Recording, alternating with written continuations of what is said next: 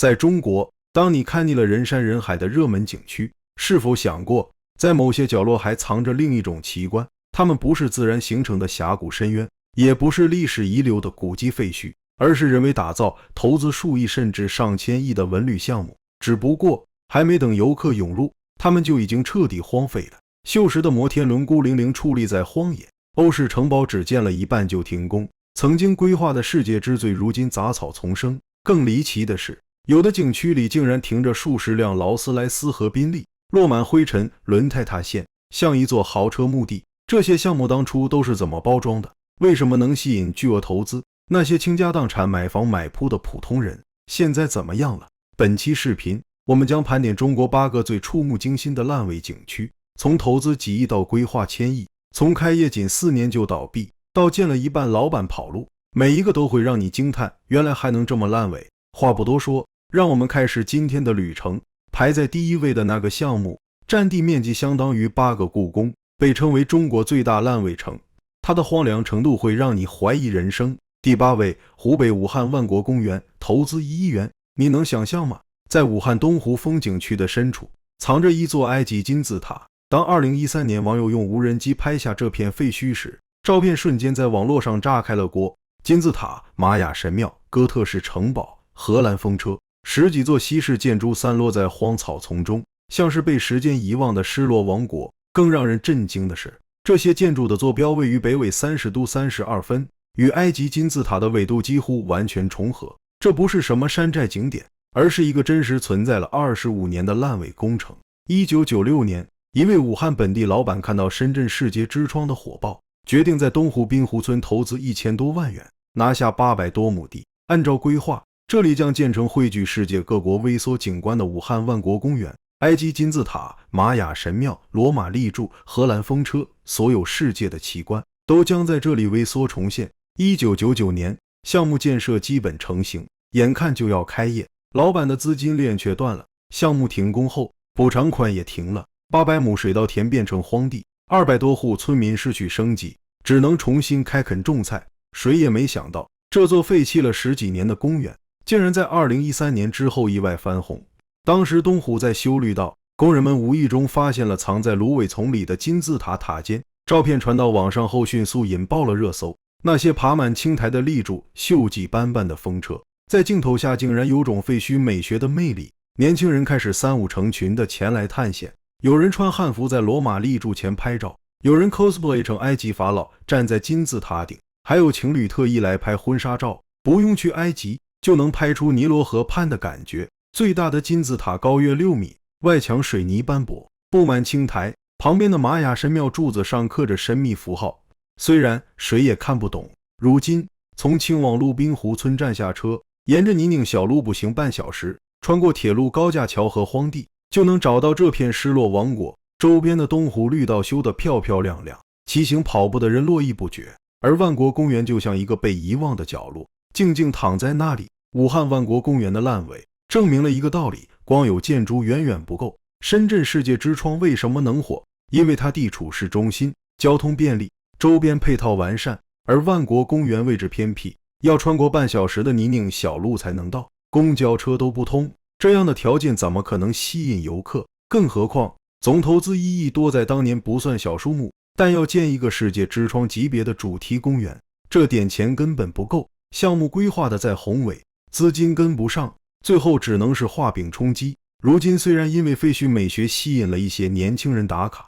但它终究是个烂尾工程。800亩宝贵土地荒废了25年，200多户村民生计受影响，这才是最让人痛心的。第7位，江苏无锡统一家园，投资5亿元。在太湖之滨，有一座沉睡了近20年的园林，千米的水上长浪蜿蜒入湖，妈祖的天后宫金碧辉煌，中华统一谭嗣龙晴天。这里曾是李亚鹏版《笑傲江湖》《仙剑奇侠传1》《欢天喜地七仙女》等热播剧的取景地，如今却杂草丛生，人迹罕至。这就是统一家园，投资5亿，开业仅4年就破产，8次拍卖才勉强出手。1994年由江阴企业家梁鸿清投资，在无锡东湖边拿下800多亩地，最初想给央视镜花园做取景地，但央视版迟迟不开机，他只好自己拍了部《水月传奇》。然而市场反响平平，眼看影视旅游热潮退去，梁鸿庆决定重新定位，打造海峡两岸统一主题公园，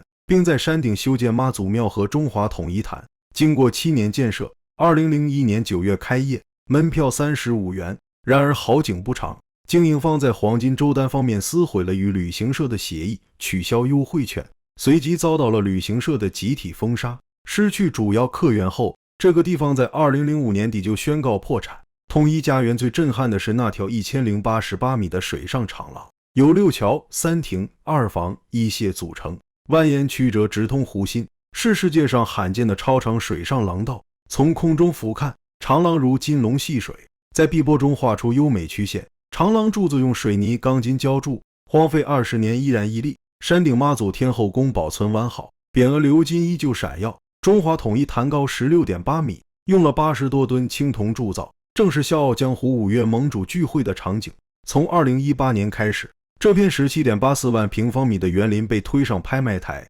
起拍价 3.03 亿，却无人接盘，一次次降价，一次次流拍，到2022年已降至 1.16 亿，只有最初的1/3。为什么没人要？土地使用权只剩16年，接手改造时间紧，周边三国城、水浒城竞争激烈，拆了重建成本又太高，直到2022年12月，经历8次拍卖后，才被国资背景的无锡滨湖旅游发展中心拍下，算是政府接盘了。如今这里成了探险者的秘密花园，站在水上长廊远眺太湖，风景依旧绝美，只是满地碎玻璃、倒塌的围栏，处处提醒着这里的凄凉。5亿投资，4年倒闭，20年荒废，最终 1.16 亿贱卖，这就是统一家园的命运。第6位，江西九江大千世界梦幻乐园，投资15亿元。在江西九江庐山脚下，有一座占地1100亩的超级游乐园，曾号称对标上海迪士尼，有着亚洲首个潜水艇4D 影院、180度球幕飞行影院、悬挂式过山车等等。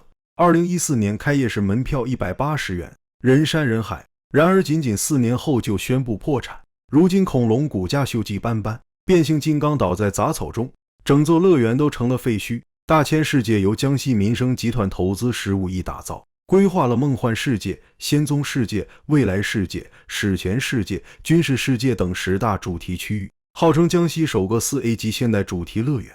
最吸睛的是那些亚洲之最，蛟龙号潜水艇4D 影院，外观是巨大金属潜艇，座椅可以跟随液压装置起伏，模拟深海探险。180度球幕飞行影院更震撼，球形屏幕包裹观众席，飞跃的感觉极其逼真。史前世界里摆着10几只巨型恐龙模型，未来世界立着变形金刚。此外还有海盗船、过山车、跳楼机和鬼屋。开业初期确实火爆，周边游客蜂拥而至。然而好景不长，游客量迅速下滑。最致命的原因是位置太偏，乐园位于柴桑区赛城湖凤凰岛，距市区较远，交通不便。虽然紧邻庐山，但游客去庐山未必会来这里，更何况九江的城市规模和人口有限，本地市场根本撑不起这么大的项目。门票180元在2014年不算便宜，而且很多建筑是毛坯，主题商业街一半，商铺没装修，给人没完工就急着开业的感觉。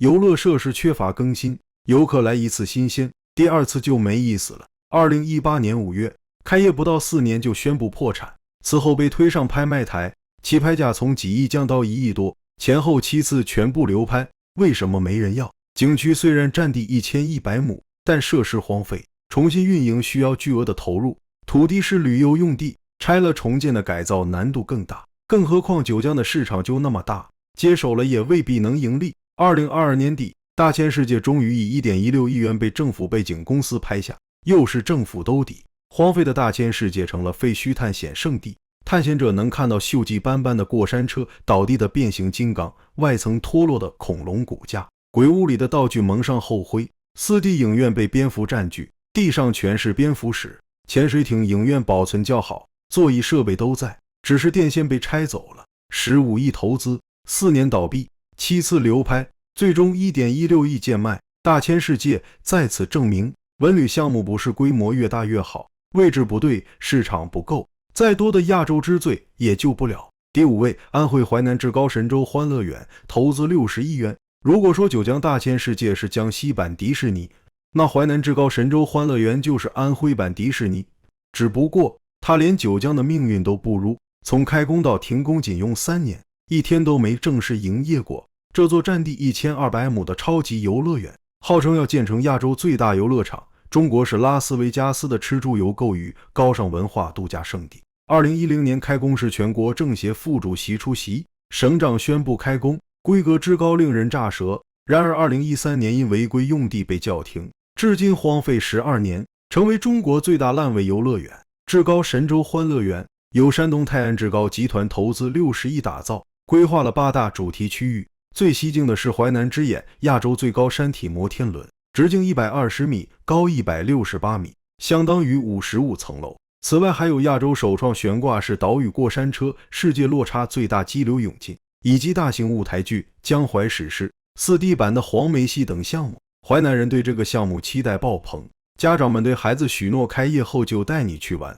然而这个承诺恐怕是永远无法兑现了。2011年9月，至高乐园因违规占地被处罚。2013年5月，安徽省国土资源局查处后，项目被迫停工。停工原因触目惊心，至高公司未经批准，非法占用土地467万平方米，其中耕地占约168万平方米，被责令退还土地，没收违法建筑1万平方米，处罚款455万元。更严重的是债务问题，至高集团信托贷款违约 3.3 亿元，被强制执行。最终至高集团董事长江东亭因非法转让、倒卖土地使用权罪被判刑6年，处罚金6500万元。至高烂尾还牵出腐败大案，时任淮南市市长曹勇违规批地、违规返还土地出让金，造成国家损失 15.26 亿元，后因滥用职权罪和受贿罪被判刑。央视焦点访谈专门报道此案，指出至高集团利用各地园区资产相互抵押担保融资，拆东墙补西墙。事实上，至高在盘锦、龙岩、信阳等多地的项目也陆续烂尾，欠下巨额债务。如今的至高神州欢乐园就像鬼城，淮南之眼锈迹斑斑，座舱被砸破，零部件被拆走，激流勇进的塔吊孤零零立着，旋转木马生锈无法转动，码头雕塑倒在其人身的杂草中，商铺吊顶做了一半就停工，货架摆好了却再也没开业，大象、鹿头等石雕散落草丛，晚上看格外瘆人。整个园区被10几条看门狗占据，四周封得严严实实。2023年9月，淮南公共资源交易中心发布拆除招标公告，从2010年开工到2023年拆除，这个烂尾项目存在了13年，60亿投资打水漂，市长判刑，老板入狱，那个号称安徽第3大旅游目的地的梦想，最终只剩下了一地的废墟和淮南人无尽的叹息。第4位，湖南常德桃花源古镇，投资50亿元。陶渊明笔下的世外桃源在哪里？湖南常德给出了答案。2016年投资50亿，占地1600亩，建了一座桃花源古镇。然而，这座开业时人声鼎沸的古镇，仅仅1年后就濒临破产。如今近1000栋四合院空置，杂草长到3楼，整座古镇安静得像鬼城。700多套房子总估值15亿，挂在阿里拍卖降价处理，依旧无人问津。桃花源古镇位于桃花源 5A 景区旁，建了近1000栋明清风格四合院，从空中看，红墙黛瓦，小桥流水，颇有皇家园林气派。然而走进去才发现，除了名字跟桃花源记一样，跟世外桃源半点关系都没有。千篇一律的水泥仿古建筑，四合院都是一个模字刻出来的。更要命的是位置，古镇距离常德市区较远，离最近的桃源县也有15公里，本地人去一趟都嫌麻烦，更别说吸引外地游客。周边前不着村后不着店，除了桃花源景区再无其他配套。2016年开街时生意确实火爆，清真饭店、小吃店、民宿、主干道商铺几乎全部满租。然而据说因为景区改道封路，人气突然断崖式下跌，紧接着2019年疫情爆发，给古镇彻底判了死刑。商户们发现根本赚不到钱，纷纷撤离，付款码还挂在墙上，桌椅板凳落满灰尘，有的店门被人砸开。更惨的是买房投资的人，一栋200多平的四合院要200多万，有人花110万买了商铺，如今血本无归，不得不再次外出打工还贷。350名业主加入维权群，很多人都是类似遭遇。如今的桃花源古镇就像鬼城，近1000栋四合院只卖出 20% 左右，这还是开盘时的成绩，之后再也没人买过。空置的四合院里杂草齐人参，树长到3楼，水电都预买好了，装修就能住，但整栋楼空荡荡的，白天都瘆得慌。主干道上偶尔还有2、3家店铺坚守，但基本没生意，老板就住在这里，也不指望赚钱了。整个古镇白天走一圈，除了偶尔碰到保安或探险者，看不到一个游客。古戏台、喷泉广场、曲桥都还在，青石板路干干净净，就是没人。50亿投资打水漂，350名业主血本无归，近1000栋房子空置荒废。桃花源古镇暴露了国内古镇建设的通病：盲目跟风，缺乏特色，脱离市场。类似的悲剧在湖南还有，长沙潼关窑投资近100亿，张家界大雍古城投资25亿，无一例外都是濒临破产或半死不活。第3位，贵州安顺大兴东旅游世界投资300亿。在贵州安顺和普定之间矗立着一座占地9000亩的鬼城，这里曾号称投资300亿要建世界级旅游目的地，亚洲最长过山车，2万间客房的亚洲最大酒店。然而开业仅2、3年就凉透了，背后是2.6万多投资者的血与泪。更离奇的是，这里成了数十辆劳斯莱斯、宾利的墓地。老板王伟收藏的古董豪车，如今落满灰尘，轮胎塌陷。王伟靠矿泉水生意起家，见闻旅程不是为了卖房，而是为了炫富。2018年10月开业时，占地800亩的游乐园有9台顶级过山车，包括亚洲最长过山车和亚洲第1台断轨过山车。世界名车博览馆摆着200多台老爷车，乔丹的座驾、戴安娜王妃的跑车都是汪伟的收藏，还有根雕馆、骑士馆、玉石展厅。最夸张的是亚洲最大酒店，号称拥有2.3万间客房。除此之外，王伟甚至计划建世界最大颐养中心，包含妇幼医院、肿瘤医院、月子中心、养老中心，有病先治，治不好就去隔壁庙烧香，科学与宗教结合的一条龙服务。王伟擅长用慈善包装自己，他曾上央视焦点访谈讲扶贫，2018年入选改革开放40年100名杰出民营企业家，名单里还有马云、马化腾、许家印。然而光环背后，王伟负债累累，建设资金来自他儿子的投资公司，非法集资143亿，逾期兑付7年，波及2.6万多投资者，其中40%是60岁以上老人。经司法审计，143亿中的32亿已被高管团队瓜分。2023年父子2人被逮捕，检方建议量刑10年以上，可截止视频发布之前，仍无法检索到王伟公开判刑的任何信息。开业初期门票280元，1年后降到39元，唱完90天，第2年8月干脆全部免费，生意惨淡可见一斑。如今只有一家酒店营业，接待零散的旅游团。更离谱的是，废弃车棚里停着数十辆劳斯莱斯、宾利等古董豪车，如今也落满灰尘，轮胎塌陷，整个车身趴在地上。游乐园过山车早被植物爬满，演艺中心的门上了大锁，电玩城也无法再进入。王伟的行宫里，巨大的四合院装修精美，门前的游艇码头破败不堪，数座烂尾寺庙虽然外观还漂亮，但里面却是空的。当矿泉水生产基地停工，后期王伟拿着白酒去抵工程款，一箱6瓶抵1000元，有人一下被抵掉了1000万。大兴东号称投资300亿，占地9000亩，如今荒废，2.6万投资者血本无归，这无疑是中国最魔幻的文旅烂尾项目。第2位，海南三亚凤凰岛2期投资180亿，拆除费超5亿。在三亚湾5栋100米高的风帆式大楼矗立海中，通过395米跨海大桥与市区相连，这就是凤凰岛，号称第2个迪拜的人工填海岛。2010年开盘时房价7万起，700套公寓当天售罄，1个月后2次开盘直接跳涨到8.5万，最高飙到16万。当年北京王府井豪宅也才10万。有中介说，上午交2万定金，下午就有人出10万接手。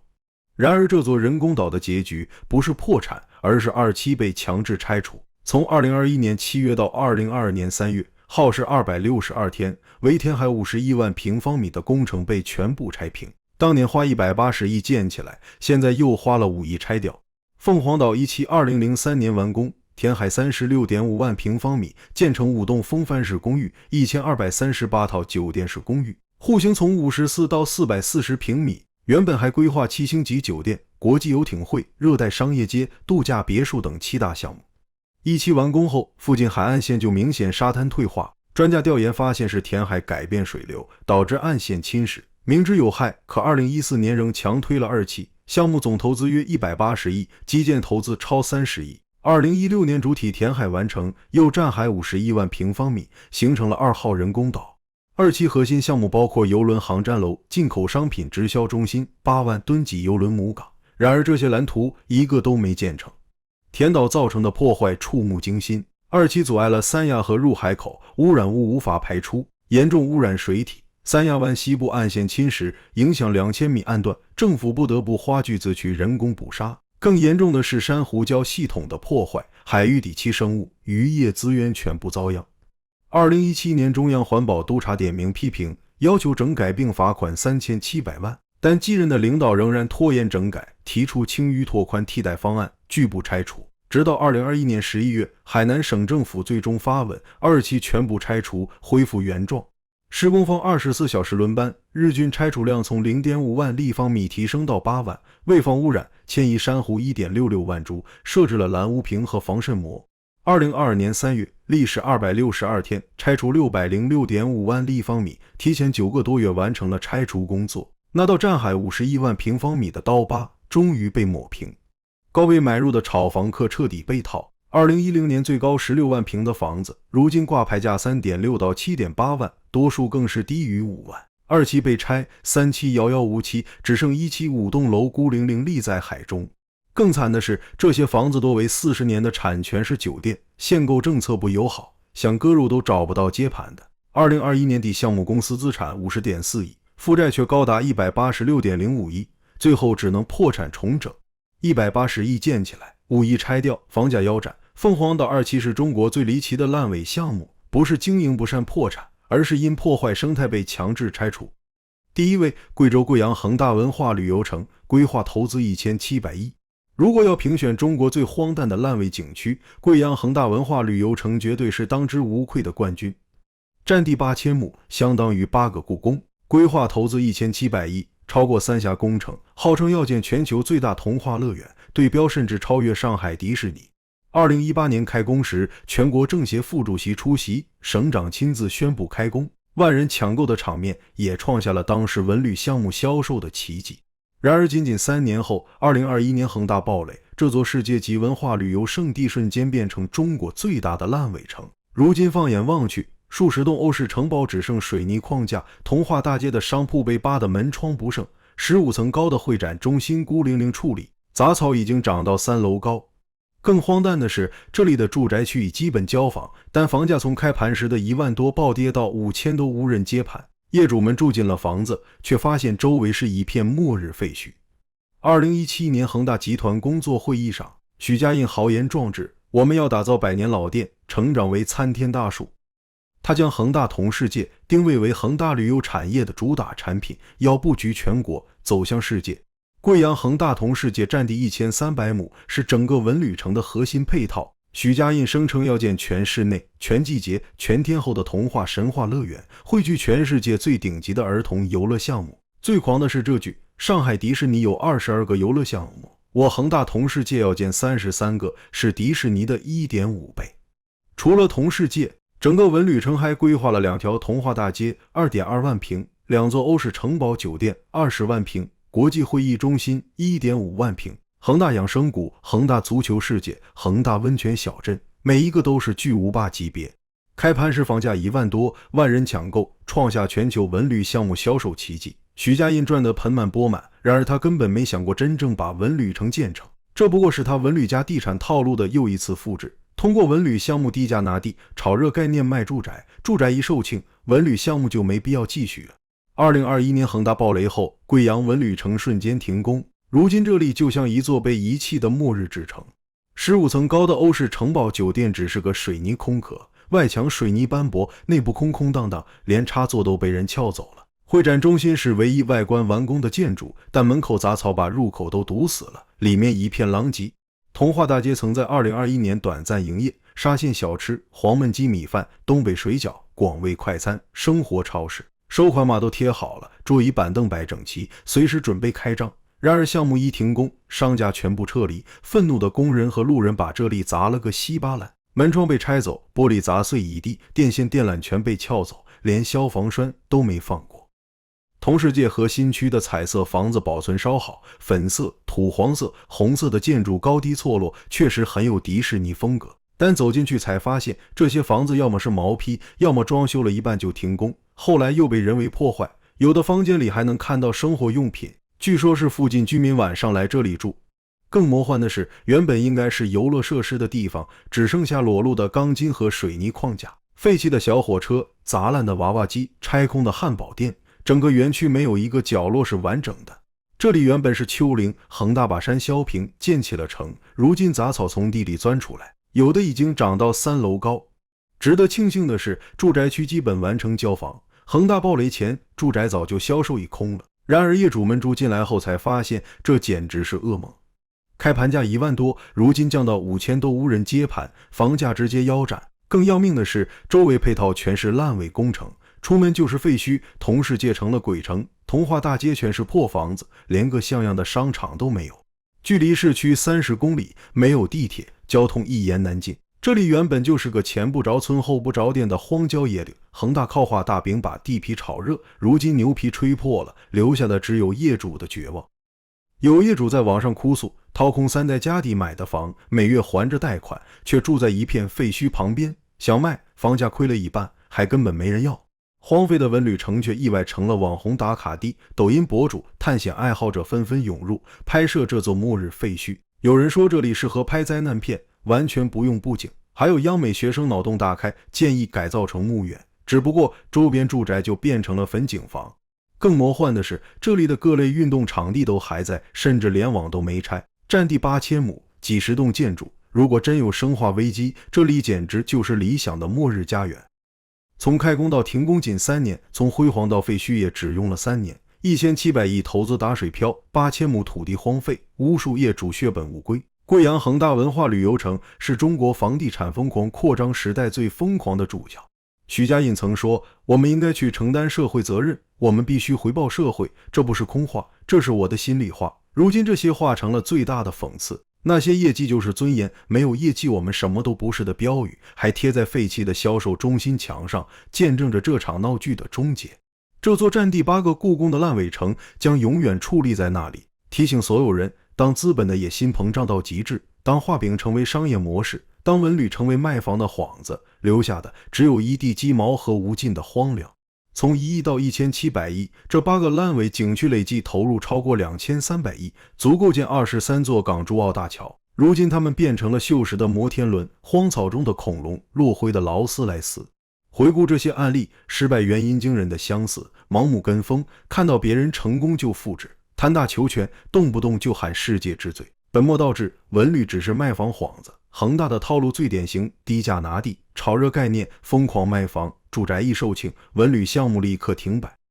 最惨的永远是普通人，有人花100万买商铺赔的血本无归，大兴东2.6万投资者倾家荡产，贵阳恒大业主房价腰斩却还在还30年房贷，而制造烂尾的人，有的跑路，有的入狱，有的依然逍遥法外。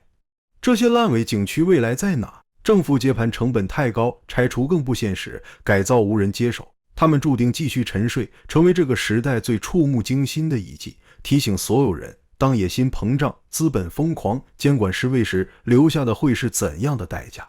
你所在的城市有类似的烂尾项目吗？欢迎评论区分享。本期内容就到这里，如果喜欢，还请点赞、订阅和转发，感谢观看，我们下期再见。